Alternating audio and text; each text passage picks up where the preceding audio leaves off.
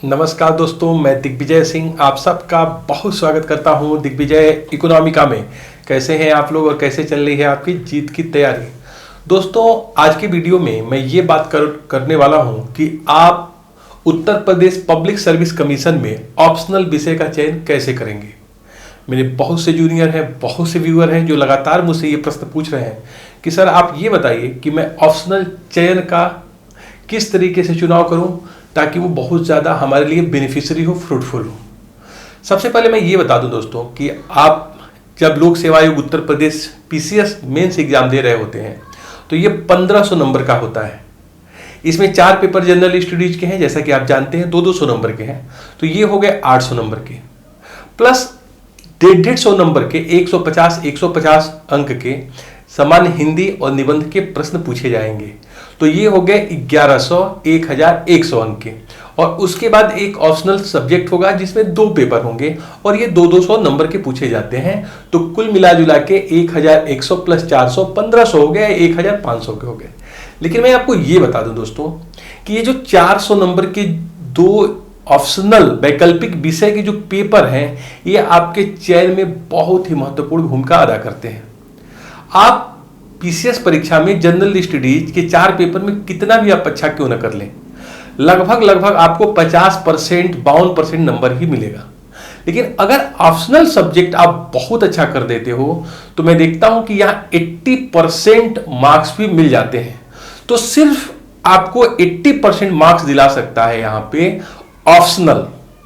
और एक चीज और भी है जो लोक सेवा आयोग उत्तर प्रदेश में स्कोरिंग है, या फिर कहिए बहुत लो स्कोरिंग है, दोनों में कह सकता हूं, वो है आपका सामान्य हिंदी। सामान्य हिंदी में भी देखता हूं मैं बताऊं आपको कि एक बार मुझे 150 अंक में से 111 अंक मिले हुए हैं, और मैं कई बार देखता हूं कि 150 अंक में से लोगों को 50 नंबर भी मिले हुए हैं।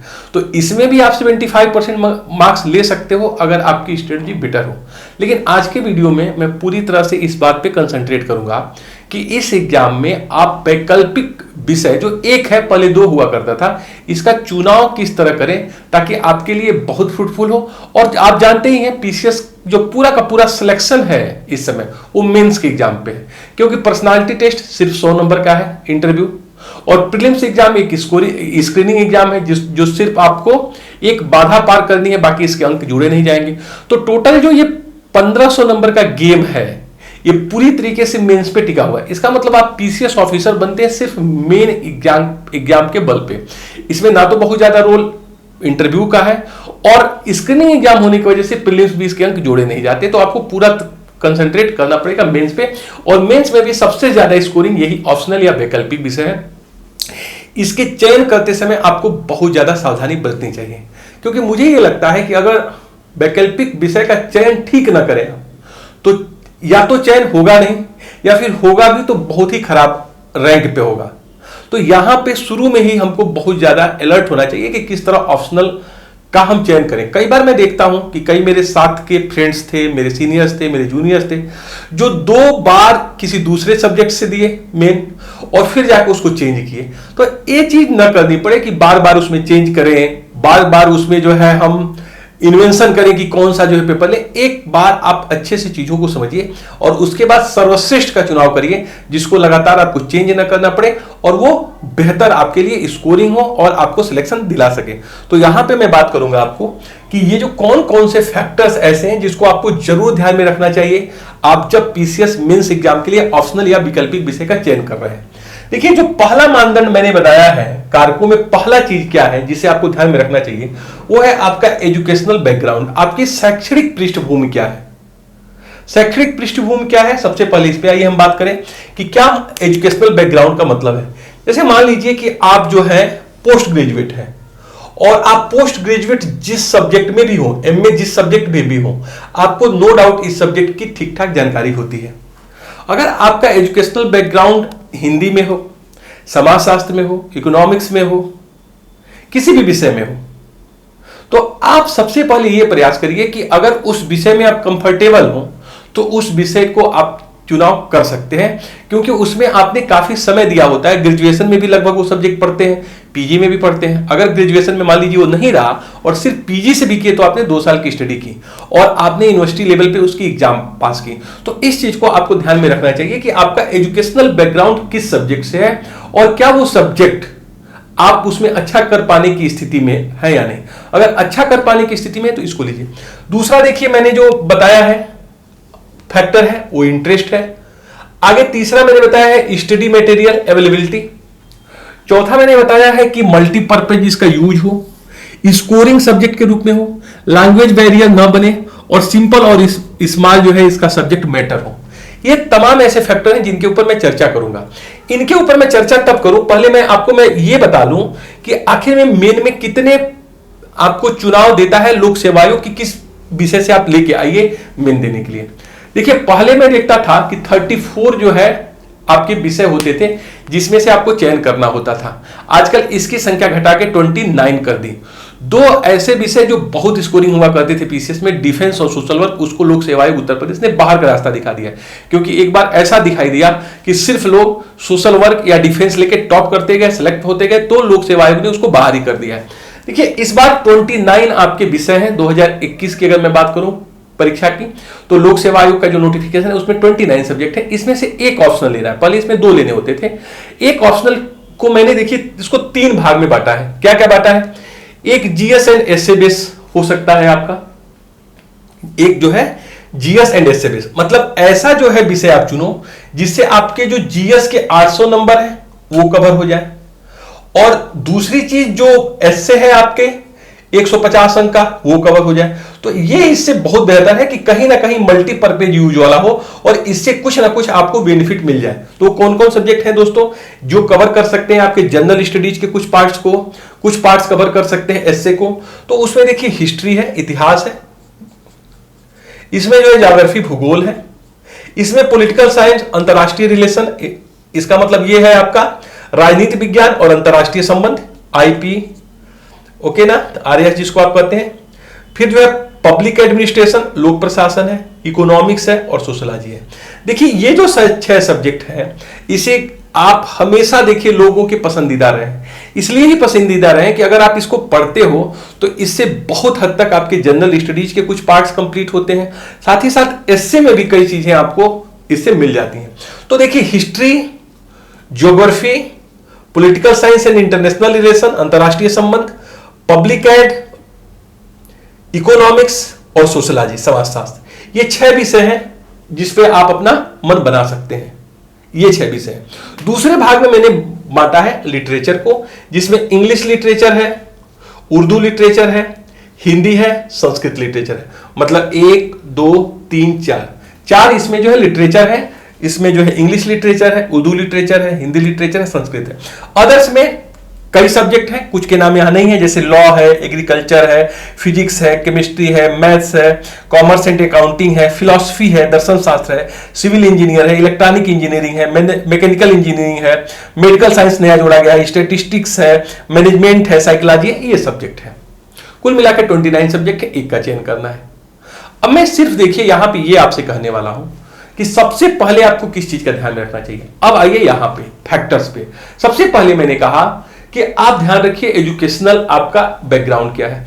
मान लीजिए एक आपको मैं बताता हूं, फिलॉसफी मान लीजिए आपने, दर्शन शास्त्र आपने पीजी किया है और आपको अच्छा से पसंद आया है, उसमें आप अच्छा स्कोर किए हैं पीजी में और आप उसमें कंफर्टेबल महसूस करते हैं। यद्यपि फिलॉसफी का संबंध यहां जीएस बेस से नहीं है, तो फिर भी अगर आपको लगता है कि आप कंफर्टेबल हैं तो आपको फिलॉसफी ले लेनी चाहिए।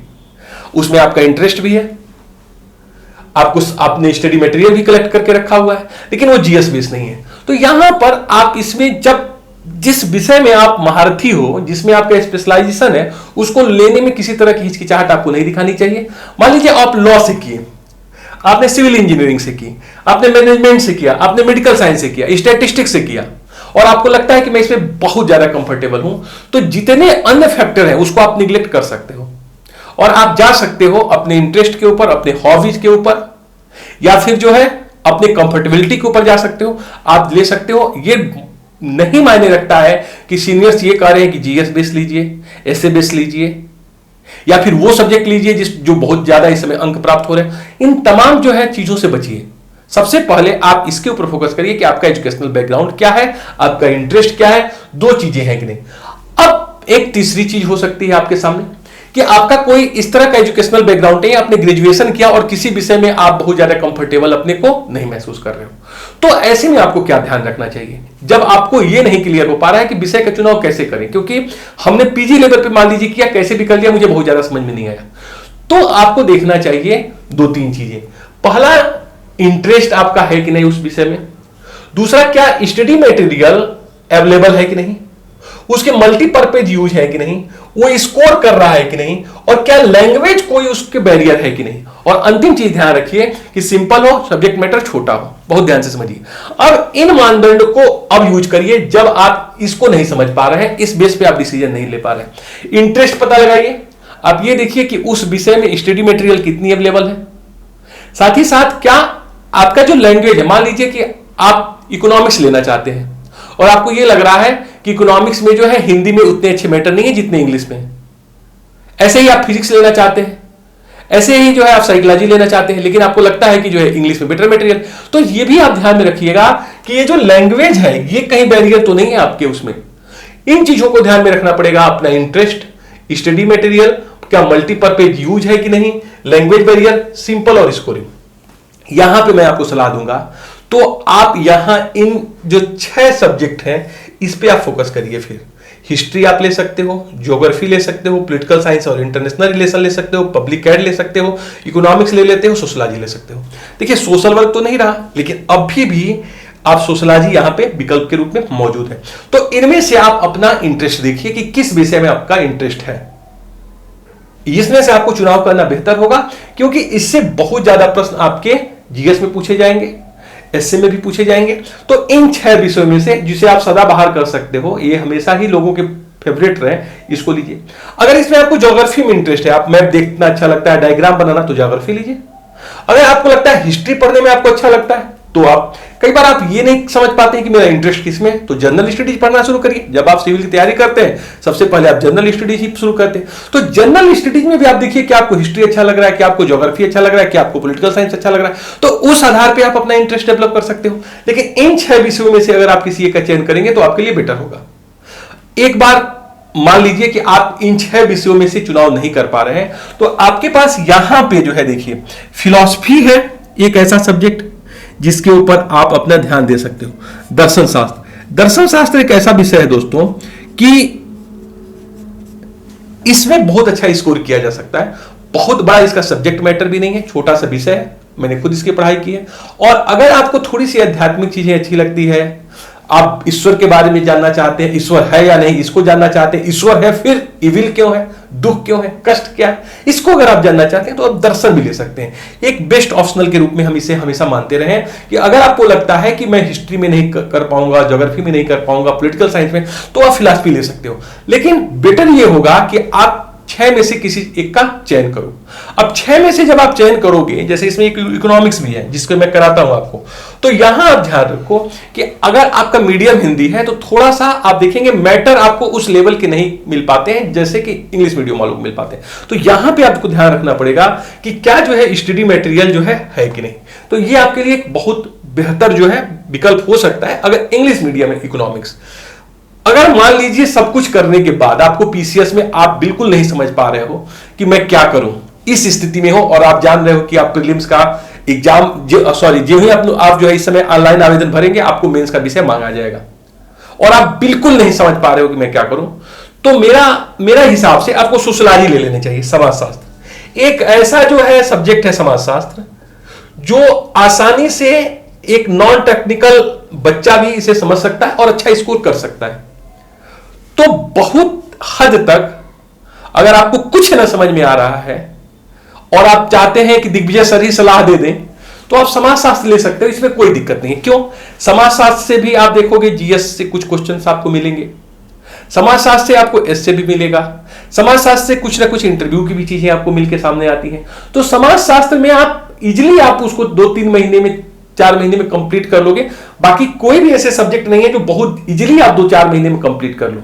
बाकी मैंने आपको बताया कि जब आप इसको ध्यान में रखिए तो एक लॉन्ग रन पर्सपेक्टिव में सोचिएगा कि मुझे यूपीएससी का भी एग्जाम देना है, वहां से भी मुझे फायदा होना चाहिए, साथ ही साथ मुझे जीएस को और प्लस जीएस के साथ साथ जो है हमको निबंध में भी काम आ जाए। तो इन चीजों को ध्यान में रखिए, इंटरेस्ट को अपने, स्टडी मटेरियल क्या कितना अवेलेबल है, साथ ही साथ इसको ध्यान में रखिए कि मल्टीपर्पज यूज है। स्कोरिंग भी देखिए एक बात माना जाता है कि ऐसा हम सब्जेक्ट ले जो स्कोरिंग है, जैसे मैं बताऊं आपको कि जैसे कि पब्लिक एडमिनिस्ट्रेशन, ज्योग्राफी, इकोनॉमिक्स, ये बहुत ही ज्यादा स्कोरिंग चल रहा है।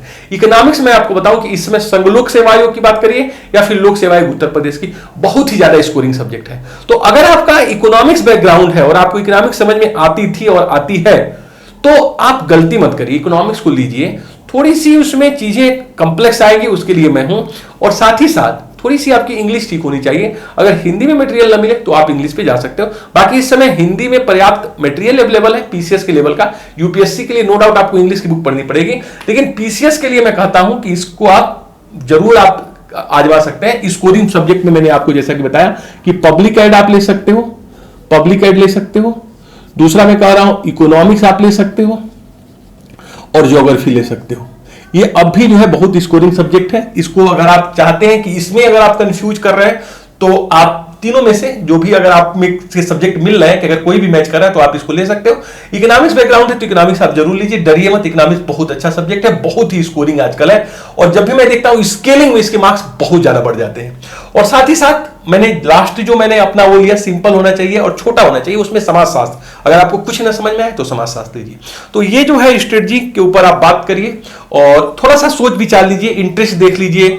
आप देख लीजिए एक बार सिलेबस जरूर जाकर देखिए यूपीएससी का और पीसीएस का, कि जो नोटिफिकेशन आया है और जो सिलेबस उन्होंने दिया है कि क्या उस सिलेबस को आप अच्छे से कर पाएंगे नहीं कर पाएंगे।